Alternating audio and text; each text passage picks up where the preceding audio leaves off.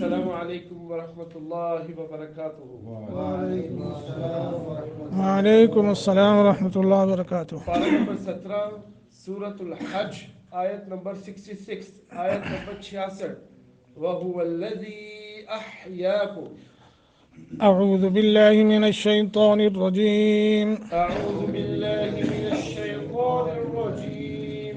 وَهُوَ الَّذِي وَهُوَ الَّذِي أحياكم أحياكم ثم يميتكم ثم يميتكم ثم يحييكم ثم يحييكم إن الإنسان إن الإنسان لكفور لكفور۔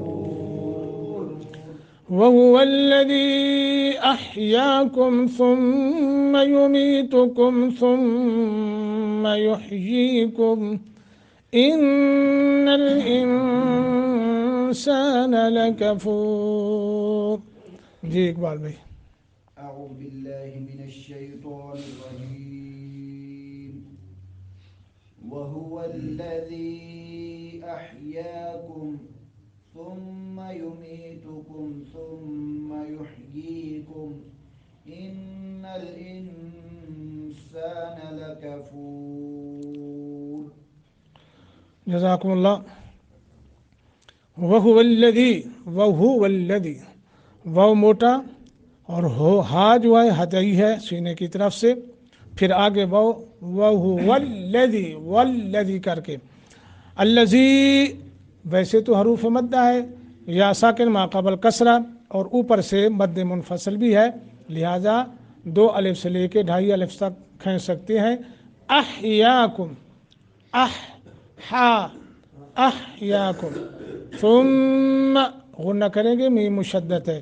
ثم یمیتکم، یمی جو ہے یہ یا ساکن ما قبل کسرہ 1 الف کے برابر مد کریں گے، ثم یہاں غنہ کریں گے، یحییکم جی یحییکم، ہاں ماشاءاللہ، ہا کر کے پڑھنا ہے، ہا یحییکم، یح کر کے پڑھیں گے تو معنی بنے گا، ورنہ یحیی کریں گے تو پھر معنی کوئی اور ہو جائے گا۔ انل غنہ کر کے الانسان یہاں اخفا کریں گے، نون ساکن کے بعد سین ہے اور سین کے اوپر کیا ہے؟ کھڑی زبر ہے۔ یہ 2 طرح سے لکھا جاتا ہے، ایک آگے الف بھی لگا دیا جاتا ہے یا کھڑی زبر۔ ان الانسان لکفور، اس را کو پر کریں گے، ٹھیک ہے جی، اس را کو پر کریں گے چونکہ را ساکن کر دیا ہم نے۔ ویسے تو قاعدہ ہے را کے اوپر 2 تنوین ہے، اس کا مستقل قاعدہ ہے جب را کے اوپر 2 پیش ہوں 2 زبریں ہوں یا 1 زبر 1 پیش ہو تو را پر ہوتا ہے، لیکن یہاں 2 پیش ہیں پر ہوگا، چونکہ ہم نے اس کو ساکن کر دیا تو یہ قاعدہ ہے جب را ساکن ہو اس کا ماقابل بھی ساکن ہو، پھر اس کا ماقابل دیکھنا چاہیے تیسرا حرف، اس کے اوپر پیش ہو زبر ہو پھر پر ہوتا ہے۔ تو فا ہے تیسرا حرف تو اس کے اوپر پیش ہے تو لہذا اس کو پر کریں گے، لکفور۔ وَهُوَ الَّذِي اور وہی ہے، الذی جس نے، احیاکم زندہ کیا تمہیں، ثم پھر، یمیتکم وہ مارے گا تمہیں، ثم پھر، یحییکم وہی دوبارہ زندہ کرے گا تمہیں، ان الانسان بلا شبہ انسان لکفور البتہ بڑا ناشکرا ہے۔ چھوٹی سی آیت ہے اور ہم نے کل پڑھا تھا الم تر ان اللہ سخر لکم ما فی الارض، کہ اللہ سبحانہ ہوا تعالیٰ نے زمین کی ہر چیز کو انسان کے تابع کر دیا۔ مطلب اس کا یہ تھا کہ جتنی بھی چیزیں اللہ نے بنائی ہیں وہ ساری کی ساری انسان جو ہے ان سے کیا کرتا ہے؟ فائدہ اٹھاتا ہے۔ پھر ہم نے یہ بھی ذکر کیا تھا، آپ لوگوں نے سن بھی لیا ہے کہ سورج ہے، چاند ہے اور اسی طرح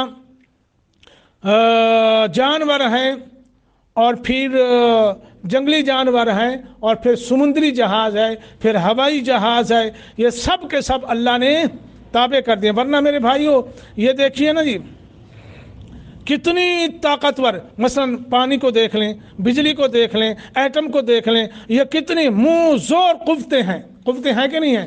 کیا انسان ان کو پکڑ سکتا ہے؟ صرف اونٹ کو دیکھ لیں، اونٹ اتنا بڑے طاقتور جانور ہے، کیا انسان کا اگر اللہ ایسا نہ کرتا تو کیا انسان اس کا مقابلہ کر سکتا تھا؟ اتنی منہ زور قوتیں ہیں جو اللہ نے سب کی سب جو ہے وہ کیا کر دی ہیں۔ اب دیکھیں نا جی، پانی ہم نے کل پڑھا تھا، پانی کا اصول کیا ہے کہ اس میں وزنی چیز گرے تو وہ اس کو غرق کر دیتا ہے، ڈبو دیتا ہے، مگر اتنا بڑا جہاز، بحری جہاز، اور ٹن کے ٹن وہ وزن جو ہے وہ بھی اٹھاتا ہے، اور اس کا اپنا وزن بھی ہوتا ہے، لیکن اللہ نے پانی کو حکم دیا اسے اپنے سینے پہ رکھنا، اور لوگ وہاں جو بیٹھے ہوئے تھے اتنا آرام ملتا ہے جنہوں نے سفر کیا ہے کہ جیسا وہ گھر میں اپنے بہترین کمرے میں بیٹھا ہے جی، ہیٹر لگا کے سکون سے بیٹھا ہے۔ تو یہ اللہ نے کر دیا نا تابع، اتنی بڑی نعمتیں، ہاں جی، اتنی بڑی نعمتیں اللہ نے۔ آج کی آیت کے اندر اللہ پاک جو ہے یہ چھٹی نعمت کا ذکر فرما رہے ہیں، اور فرمایا دیکھو اللہ نے تمہیں پیدا فرمایا ہے، اللہ نے تمہیں پیدا فرمایا۔ اچھا اب مجھے بتاؤ، اللہ فرما رہے ہیں مجھے بتاؤ، میں پیدا ہی نہیں کرتا تو باقی جتنے نعمتیں کل ہم نے سنی پڑھی تھی جو ابھی میں نے ذکر کیا، ان سے فائدہ اٹھا سکتا تھا انسان جب پیدا نہ ہوتا؟ ہاں جی، تو اس کا مطلب یہ ہوا یہ سب سے بڑا احسان ہے اللہ کا، نعمت ہے کہ اللہ نے پیدا کرنے کے بعد یہ تمام جو نعمتیں ہیں دنیا کی ان سے مستفید انسان کو کیا تو پیدائش کے بعد، اور پھر ثم یمیتکم، اللہ تمہیں مارے گا، ثم یحییکم، پھر اللہ تمہیں زندہ کرے گا۔ تو میرے دوستو بزرگوں، ہر شخص کو حقیقت جو ہے وہ تسلیم کرنا پڑتی ہے اور کرتا ہے، حتیٰ کہ دہریہ ملحد بھی لوگ مانتے ہیں کہ زندگی اور موت ہے، حق ہے۔ اور پھر اگلی بات جو ہے ثم یمیتکم، اللہ تمہیں موت دے گا۔ اچھا یہاں بظاہر یہ لگتا ہے کہ مرنے کے بعد کوئی زندگی نہیں ہے، لیکن بہترین ایک اصول یہاں بیان ہو رہا ہے کہ اللہ سبحانہ و تعالیٰ فرمایا ثم یمیتکم ثم یحییکم، ہاں جی، کہ میں تمہیں زندہ کروں گا، اور یہ بڑی نعمت ہے۔ اگر زندہ ہی نہ کرے اللہ پاک تو جنت والی جو نعمتیں ہیں، جو ایسی نعمتیں ہیں جن کا ذکر حدیث میں آتا ہے کہ آنکھ نے نہیں دیکھا، دماغ نے کبھی سوچا نہیں، دل میں تصور بھی نہیں آیا، گمان بھی نہیں آیا، کسی کان نے سنا نہیں ہے، تو جب زندگی نہیں ہے دوبارہ تو پھر جنت کی نعمتوں سے مستفید کیسے؟ جنت کی نعمتوں سے مستفید کیسے؟ لہذا ثم یحییکم، اللہ تمہیں زندہ کر کے پھر کہاں بھیجے گا؟ جنت میں، اور جنت میں کیا ہوگی؟ غلمان، حوریں ہیں، اور اتنی اعلیٰ نعمتیں ہیں کہ تصور بھی نہیں ہے۔ تو یہ اللہ کا قانون ہے، لیکن اس کے باوجود ان الانسان لکفور، باوجود اس کے پچھلی نعمتیں، یہ نعمتیں، اس کے باوجود پھر بھی انسان جو ہے وہ ناشکرا ہو جاتا ہے، ناشکرا۔ اللہ تعالیٰ سے دعا ہے اللہ ہم سب کو جو ہے قرآن سمجھنے، سیکھنے، صحیح پڑھنے اور اس کے مطابق عمل کرنے کی توفیق دے۔